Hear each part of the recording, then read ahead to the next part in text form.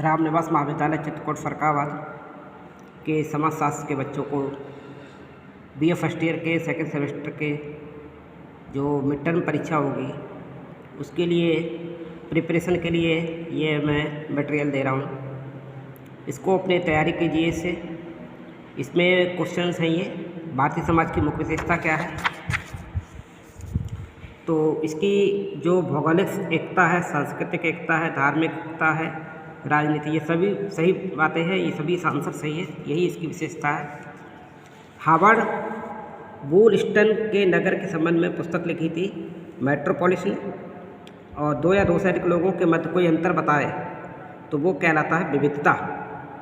और जनजाति का सबसे अच्छा उदाहरण हो सकता है वो कम्युनिटी होती है, यानी कि समुदाय होता है। भारतीय समाज में जो प्रकृति है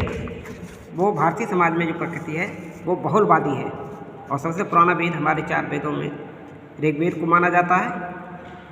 भारतीय समाज के विद्वानों को इंडोलॉजी के रूप में परिभाषित किया गया है। श्यामाचरण दुबे का जन्म जो हुआ था नरसिंहपुर में हुआ था, तो इसका आंसर बी है। AR देसाई सामाजिक परिवर्तन का तात्पर्य समाज की संरचना से रखते हैं, आंसर बी है इसका। होमो इरेक्टस नामक पुस्तक लिखी गई थी लुईस ड्यूमांट के द्वारा। ये क्वेश्चन आपको समझ लेने हैं, रट लेने हैं। इसी तरीके का पेपर आपके सामने अभी मिड टर्म परीक्षा में आएगा। Caste and race in India नामक पुस्तक जो लिखी थी वो GS घुरिया ने लिखी है, और भारत को परिभाषित किया गया था विश्व के प्रतीक में। भारत जो है हमारा जो विश्व के प्रतीक के रूप में परिभाषित किया गया है। और वसुधैव कुटुंबकम की जो परिभाषा है भारत के संबंध में है। अब पूरे विश्व को अपना घर मानते हैं।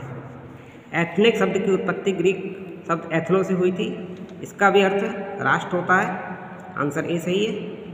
और किसी विशिष्ट क्षेत्र के लोगों के समूह के संदर्भ में विविधता को जो दर्शाता है वो कहलाती है निर्जातीय, और निर्जातीय सिद्धांत रिजले द्वारा दिया गया, इसका आंसर ए है। और सामाजिक जीवन में देखी एवं प्रचलित जो संस्कृति है वो है वास्तविक संस्कृति है, यानी कि आंसर डी सही है।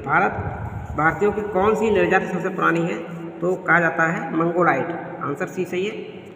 और दक्षिण भारत में जनजातियाँ जो शामिल हैं उसमें साउथ में द्रविड़ियन को माना जाता है।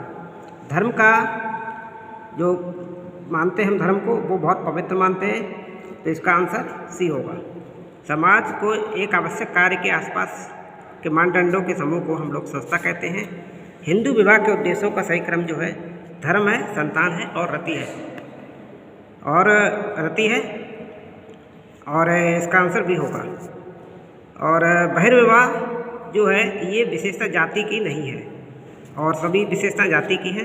उच्च जाति के पुरुष का निम्न जाति की महिला से अगर विवाह होता है तो उसे अनुलोम विवाह माना जाता है। इसी तरीके से आप पाएंगे क्वेश्चन नंबर 24 में भारत में जो बाल विवाह निरोधक अधिनियम पारित किया गया 1929 में किया गया था, आंसर सी सही है इसका। भारतीय महिलाओं की समस्या जो है बहुत बुरी स्थिति है, क्योंकि रोजगार की भी समस्या है उनके सामने, दहेज की भी है, पारिवारिक हिंसा की भी। इसका आंसर 25 में का डी होगा। अनुसूचित जाति शब्द जो है साइमन कमीशन द्वारा 1927 में गढ़ा गया था। मध्यम वर्ग के सामान्य रूप में वो लोग आते हैं जो काफ़ी शिक्षित होते हैं, आंसर सी सही है। लिंग अनुपात से मतलब होता है प्रति 1000 पुरुषों पर महिलाओं की संख्या आखिर में कितनी है। इसी तरीके से विभिन्न आयु वर्ग के लोगों की संख्या को कहा जाता है आयु संरचना, आंसर बी सही होगा इसका। भारत का सबसे अधिक जनसंख्या वाला राज्य सभी को पता है उत्तर प्रदेश है। और राष्ट्रीय जनसंख्या नीति लागू हुई थी वो 2000 में हुई थी। जन्म दर प्रति 1000 व्यक्तियों को जीवित क्रम में देखते हैं तो 1 साल के हिसाब से देखा जाता है, आंसर डी सही है।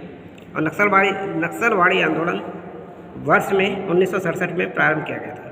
राष्ट्र के लोगों के मध्य एकजुटता की भावना को सामान्य शब्दों में परिभाषित किया गया है राष्ट्रीय एकता के तौर पर। राष्ट्र के लोगों के मध्य में एकता देखनी है तो राष्ट्रीय एकता के तहत। तो बच्चों ये आपके मैंने जो क्वेश्चन दिए हैं ये आपकी तैयारी के लिए है कि आप लोग किस तरीके से अपने मिड टर्म परीक्षा की तैयारी करेंगे। और मिड टर्म परीक्षा आपकी होने जा रही है, तो उसके आप अपने रेडी रखिए अपने आप को। इसी के साथ डॉक्टर त्रिपाठी का आप कोई समाजशास्त्र सब्जेक्ट का ये प्रिपरेशन के लिए मटेरियल दिया हुआ है और इसे आप स्वीकार करें और ध्यान लगा करके अध्ययन करें।